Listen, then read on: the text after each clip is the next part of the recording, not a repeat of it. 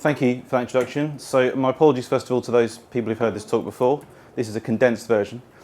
Dinosaurs in the Wild backstory, or Dinosaurs in the Wild behind the scenes, whichever you prefer. Until around about a year ago, you could step aboard a time machine and travel back 67 million years into the past, into the late Cretaceous, and see live non-bird dinosaurs, mosasaurs, pterosaurs and other animals of the Cretaceous. I'm of course talking about the interactive immersive visitor experience Dinosaurs in the Wild, which closed its doors for the last time ever, although hold that thought, on September 2nd, 2018.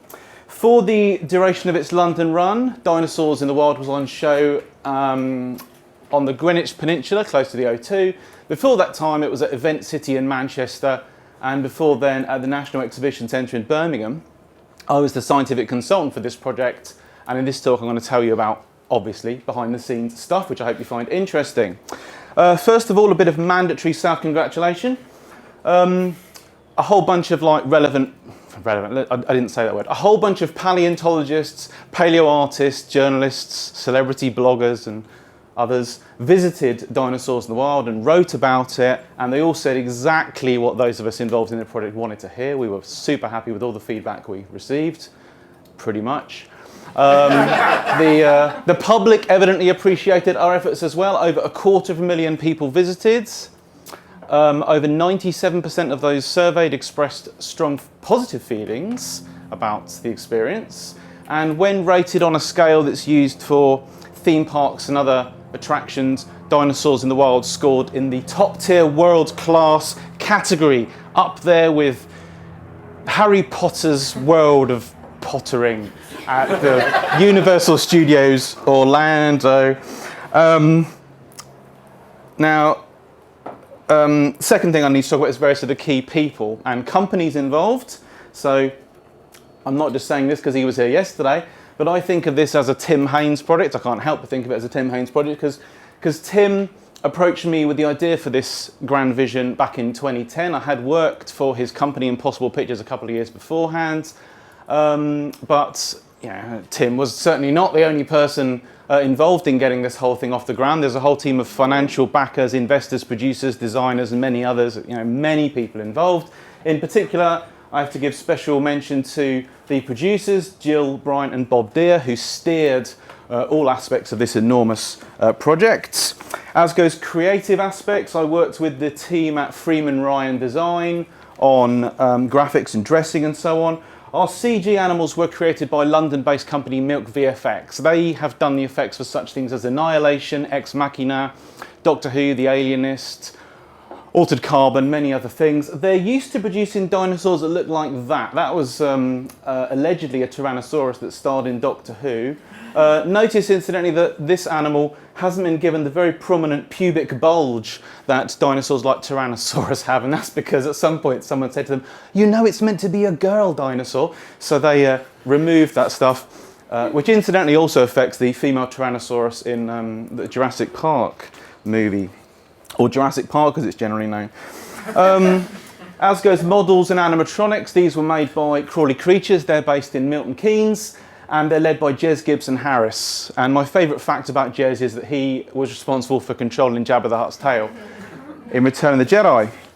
And finally, a great many actors joined us, properly trained people, darling. They came to us from the world of theatre and television, and I'm not really going to be telling their story today, but part of my job was to basically bring the actors up to speed on our take on current thinking on what Cretaceous animals are like and what the Cretaceous world was like.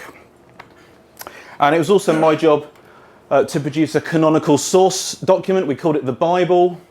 I've lost my hard copy, so I don't have it with me here today. And basically the actors had to learn everything in here and become experts on Cretaceous animals in the Cretaceous world, and they did an amazing job. So Dinosaurs in the Wild tells the story of a company called Chronotex, which has discovered time travel and is using it to explore the deep past. So Tim came up with this whole backstory for Chronotex, also an explanation of how time travel works. He's a bit of a Tony Stark, and there are various nods to the activities and projects of Chronotex and the people who founded Chronotex throughout the Dinosaurs in the Wild experience. A key component of the project involves screen technology, because obviously we want people to think that they're looking out through giant windows, when in fact they're not. They're looking at giant screens. And major advances were made in screen technology as this project came together. I'm talking about the transition from an LED to an OLED system. Moving to the animals themselves, the aim was, of course, to be as up-to-date and as scientifically accurate as possible. And so there's a few things that we really had to establish right from the start, you know, before we even did any creature design. Basic things you've got to get right for prehistoric animals these days. For starters, we now know that feathers were widespread in non-bird predatory dinosaurs, and many of these animals were extensively extravagantly feathered. Pterosaurs were not naked skinned or scaly skinned. It does actually credit Mark Whitten down there, but it's hard to see. They were actually covered in a thick coat of fibres or filaments, you know, these structures called pycnofibers. At least some ornithischian dinosaurs, this is the group that includes Triceratops and Iguanodon and so on, at least some of those dinosaurs had filaments, spines. In some cases they had a thick filamentous coat as well. And there are good reasons from osteology and from soft tissue impressions to think that at least some non-bird dinosaurs had soft quills and frills and inflatable nasal structures and throat sacs and all kinds of stuff like that, like it or not. In 2014, John Conway, Memo Kozman and myself published All Yesterdays, a book in which we argued that at least some non-bird dinosaurs and other prehistoric animals as well would sometimes have looked, you know, weird and ridiculous and flamboyant, just like the living animals do. Combine all of that stuff together and you've got what, for the purposes of this talk, I'm going to call the elaborate dinosaur model, or EDM, and try and remember that term if you can. So at its core, Dinosaurs in the Wild is a portrayal of late Cretaceous animals. They're meant to look as much as possible like the real thing. They're meant to be technically accurate as much as possible. They're meant to behave in technically accurate ways as much as possible. They're meant to interact, you know, and engage in behaviours that are scientifically accurate as much as possible. So in other words, everything we've got in this project is in some way science-based. So while we obviously expect people to visit because they want to be entertained, they are being exposed to a huge amount of scientific information. I took to calling this education by stealth. Whether people realise it or not, you know, they're learning a lot, not just about prehistoric animals, but about Earth history, evolutionary history, science in general. Tim and I decided really early on that we would have to focus on the late Cretaceous, and specifically on the Maastrichtian, the last stage of the late Cretaceous, and also specifically on the animals that lived in Western North America in this region known as Laramidia. The seaway wasn't as extensive as shown here during the late Maastrichtian. And this was, you know, why focus on late Maastrichtian animals of Laramidia? Well, predominantly because of one animal, oh no, Tyrannosaurus rex. Because, like it or not, you have to start with an animal that the public is familiar with, that the public wants to see reconstructed and depicted in life. Once you've decided that you're going to focus on Maastrichtian Laramidia, you've got to find a filming location. Now that's a little bit tricky. Maastrichtian Laramidia was extensively forested, and in all our early discussions I had in mind these dioramas that are on show at Denver Museum of Nature and Science. As you can see, an extensively forested habitat, trees, you know, in the distance, trees all the way up to where you are as an observer. You just cannot reconstruct this environment in CG. It's prohibitively expensive. You would blow all of your budget just on making trees and leaves. So you have got to film in a real life location. I should mention here my favourite fact about the dioramas at Denver Museum of Nature and Science, which is that all of these pictures conceal tiny little gnomes. There's one riding the back of the ostrich dinosaur there. True story. So yeah, we had to choose a real life location. And what do you go for? Well, I could talk about this for a long time, but I'll just say we ended up with Oregon.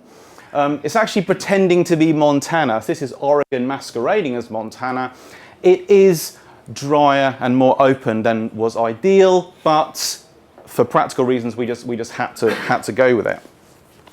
So beyond getting the wild environment sorted, we also had to design and populate our high-tech visitor centre, which is called Timebase 67. What do you expect to see in a high-tech visitor centre constructed 67 million years in the past? What do the rooms entail? What's their function? What machinery and furniture do they contain? What sort of work and research is going on in this facility?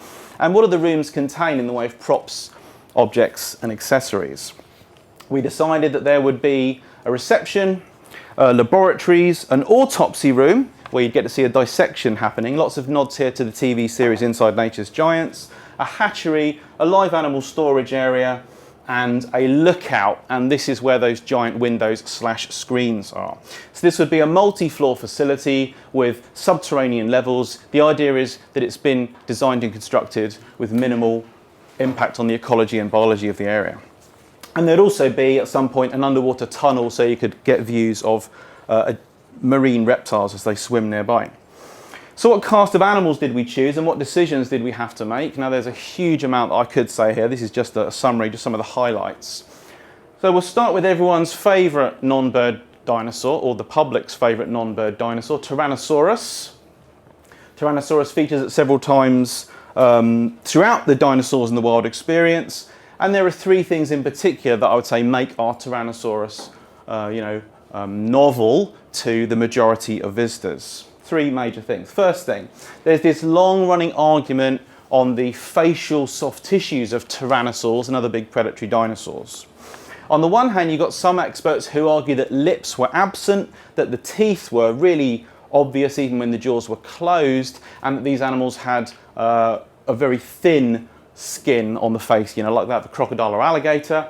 And on the other hand, you've got people who argue that lips were present, that the teeth were mostly concealed and not even that obvious when the jaws are open, and that there's a thick, extensive facial tissue. Well, my own work, and I'm thinking in particular of the paper I published with Chris Barker and colleagues in 2017 on Neovenata, I support the view that these animals did have extensive, thick facial tissue. They did have lips and so on, and that's actually what we went for in Dinosaurs in the Wild. The second thing, what about the fuzziness? How cuddly was a Tyrannosaurus? Obviously the vision we went for, we've got a filamentous coat covering the neck and part of the back. This is a view that's mostly inspired by Tyrannus. Lewis mentioned it in his talk the other day. This is a Tyrannosaur from China, from the early Cretaceous, published in 2012. And this animal has a thick filamentous pelage. And it's a pretty big animal. I think there's specimens that are about 8 to 10 meters long. However, this is an animal of cool climates, and Tyrannosaurus was an animal of subtropical or temperate climates. So we wouldn't expect Tyrannosaurus to be fully fuzzed up. Maybe it just had covering restricted to, its part of its dorsal surface. That's what we went for in Dinosaurs in the Wild. However, this has been challenged. There was a 2017 paper which argued that big tyrannosaurid tyrannosaurs, like Tyrannosaurus, specifically Tyrannosaurus is a tyrannosaurine, tyrannosaurid, tyrannosauroid. They argued that these big tyrannosaurs were almost entirely scaly skinned. But it's not case closed. There is still argument continuing on this issue. Thirdly and finally, our Tyrannosaurus is especially bulky. It's really chunky and muscular. We kind of did something that people haven't really done that much before. We just kept on adding bulk and musculature. We were heavily inspired by really healthy muscular crocodiles like that individual, which have a ridiculous amount of musculature when in really good condition. And the end result is a Tyrannosaurus that looks like a brick on legs. This is a plausible, possibly a realistic look for this animal. Moving on elsewhere within theropod dinosaurs, that's enough on Tyrannosaurus. We also reconstructed a couple of dromaeosaurs. This is the Velociraptor type predatory dinosaurs. We have the chicken-sized Achiroraptor, named in 2012, and the much larger and rather more controversial Dakotaraptor, published 2015. I'm not going to say why it's controversial, that's a whole different tangent. But the first thing to get right about these animals, beyond basic aspects of size and their proportions, is their plumage. We know that these animals were extensively feathered. They would have looked very bird-like in life. They would have looked certainly not like the creatures in the Jurassic World and Jurassic Park films, they would have looked something like big, predatory, ground-stalking, I don't know, pheasants on acid, or hawks or falcons. We did often look at caracaras. There's a caracara playing Kerplunk in that photo there. And there's a whole bunch of stuff I could say about the sort of social behaviour that we reconstructed for dromaeosaurs as well. But I've removed the slide, so I'm not going to say that. Now, moving on. If you have Tyrannosaurus, well then you've got to have Triceratops as well. Our Triceratops is a social animal. There is fossil evidence for this view, fossil evidence backing up the idea that Triceratops was social. We gave it this kind of Darth Maul, brightly patterned, brightly coloured style on the face and frill, and the idea is obviously that these animals are communicating with their face and frill. They are using those structures in combat, display and communication. Now, we did at one stage consider the idea of giving Triceratops nose balloons. Now, this isn't just some crazy adult idea that I came up with while smoking crack. This is actually based on the weird, gigantic bony nostrils of these dinosaurs. There's something very, very strange going on here.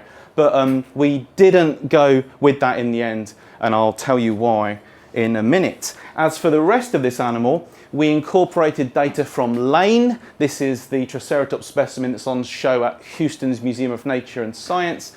This specimen shows that at least some Triceratops individuals have these big, kind of blunt, conical spines across the back and flanks. We also went to a lot of trouble to try and get the hand anatomy right, which is something consistently portrayed inaccurately in dinosaur reconstructions.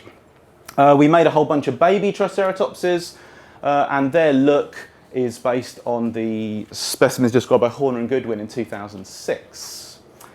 We had a second ceratopsian, horned dinosaur, in Dinosaurs in the Wild. It's a hornless horned dinosaur, the pig-sized Leptoceratops. So we got this like pile of sleeping individuals. Their look and behaviour here is inspired by, I think I'm allowed to say, it's inspired by the sleeping Psittacosaurus model that's still on show in the mostly defunct NHM dinosaur exhibition. This model used to breathe and twitch its limbs and stuff. And in our vision, Leptoceratops is a social, burrow-dwelling omnivore, which is partially nocturnal. It's sometimes asleep at night and sometimes active at night. And this possibility of part-time nocturnality allowed us to experiment with the possibility that at least some non-bird dinosaurs could see into the UV part of the spectrum. This is something that's really widespread today in turtles, lizards, and birds. We wanted to emphasize the fact that it might have been the case in some extinct dinosaurs as well. So our Leptoceratops have UV illuminated markings that are visible when a black light is turned on. And having mentioned nocturnality, also included in Dinosaurs in the Wild is emphasis on the idea that at least some non-bird dinosaurs likely were nocturnal. This is not a surprise if you know anything about the behaviour of living animals, but it's not really a thing that paleontologists have started to explore until quite recently, based on new studies of eye size, brain anatomy, and so on. The giant armoured dinosaur Ankylosaurus is another one of our main characters. We used the skeletal reconstruction produced by Ken Carpenter. It's since been superseded by a more modern reconstruction produced by Mallon and Arbour, but that was too recent for us to work with. And we wanted to emphasise the really strange, convoluted, twisting passages that these dinosaurs have packed in their noses. It's not really sure what's going on here. Maybe this is something to do with vocalization or something to do with, you know, cooling air or warming air or something. There's various different ideas, or moisture recapture. But it's also possible that it's related to this facial balloon idea that I mentioned. So we have our Ankylosaurus doing this balloon display. It's somehow being related to these crazy straw nasal tubes. And so this explains why we didn't do the nasal balloons in the Triceratops, because if we had nasal balloons in two of our main characters, it would be some weird kind of, you know, nasal balloon themed world of strange dinosaurs. And finally, on dinosaurs, we also included the bipedal human-sized herbivore Thescelosaurus. And as you can see, we gave it an extensive shaggy pelage based on data from other bipedal ornithischian dinosaurs. And we also included the gigantic Titanosaurian Alamosaurus, one of the biggest dinosaurs. Having this set in Montana is actually north of the range of Alamosaurus as known from fossils. But our logic was, you know, sometimes animals are going to wander hundreds to thousands of kilometres outside the places where we know they have existed. So there's a bit of artistic license there, but I think you can get away with it, he says. Moving to pterosaurs, we also featured the gigantic, long-necked North American Asdarchid pterosaur Quetzalcoatlus. It is, yeah, this is an animal with like a 10-metre wingspan, a standing height, surely equivalent to that of a giraffe. Mark Whitten would probably be like about that tall in that picture. And this animal is shown like flying around and folding up its limbs and walking with a pacing gait, I believe, I hope so anyway, and hunting dinosaurs about equivalent to like a 9-year-old child in size. And it's shown, you know, like grabbing them and shaking them to death and swallowing them, which that's one of the few things I have had success with on Instagram. It's been seen at least 50,000 times, that video. And what you're seeing here is the vision of Asdarchids published by Whitten and Naish in 2008, our terrestrial stalking model, which Mark and I have said several times, this has stood up pretty well in the more than 10 years since we published it. And it's one of the most read, most downloaded pterosaur papers of all time, as shown by that worryingly low slope on the graph there. But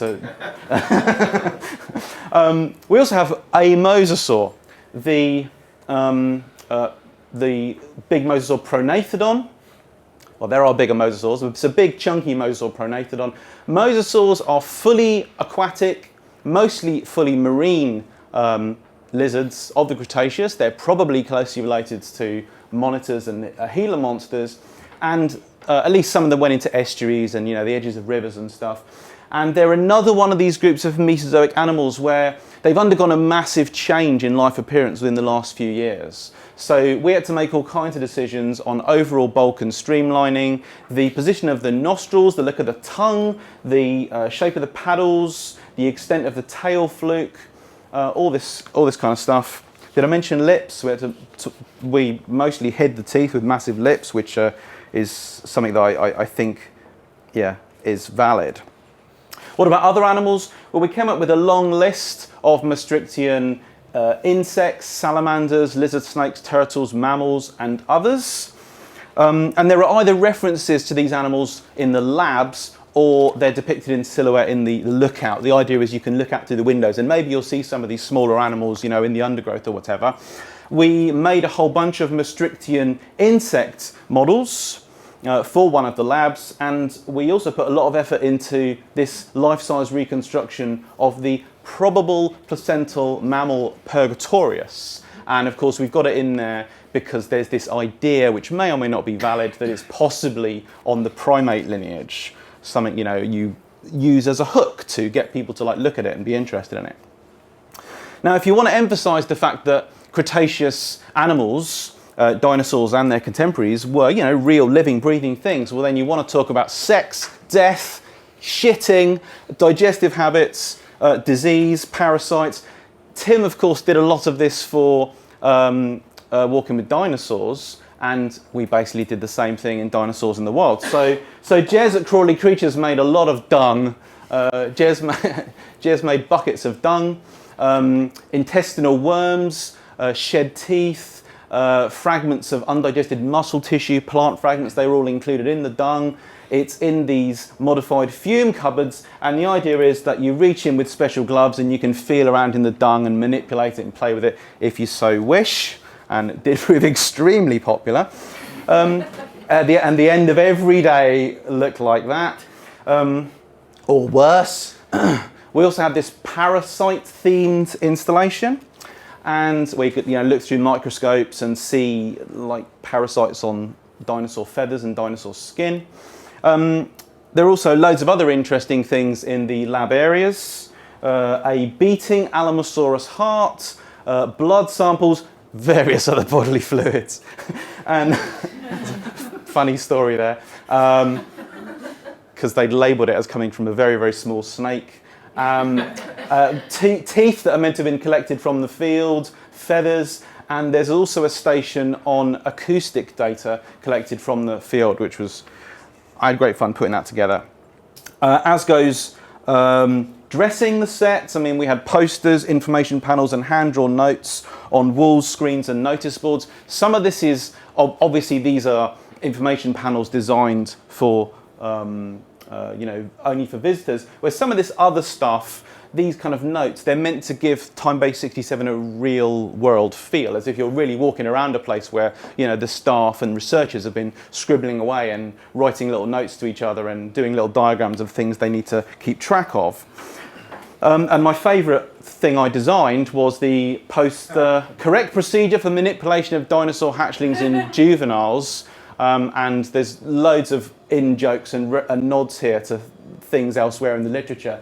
And I would say that the handling postures that I've come up with in some cases are actually ridiculous. What a stupid way to hold a baby dromaeosaur. But Jed has carried some of this forward. No doubt inspired by this, right? Yeah, that's what we'll tell people. Not knocking you. I'm sure it's original. We also had this like autopsy room. Okay, technically it should be called a necropsy room, but I don't care. Nobody I know has ever heard the word necropsy. It features this adult Pachycephalosaurus. And we did a lot of research on the tools and facilities that anatomists use when they do large animal dissections.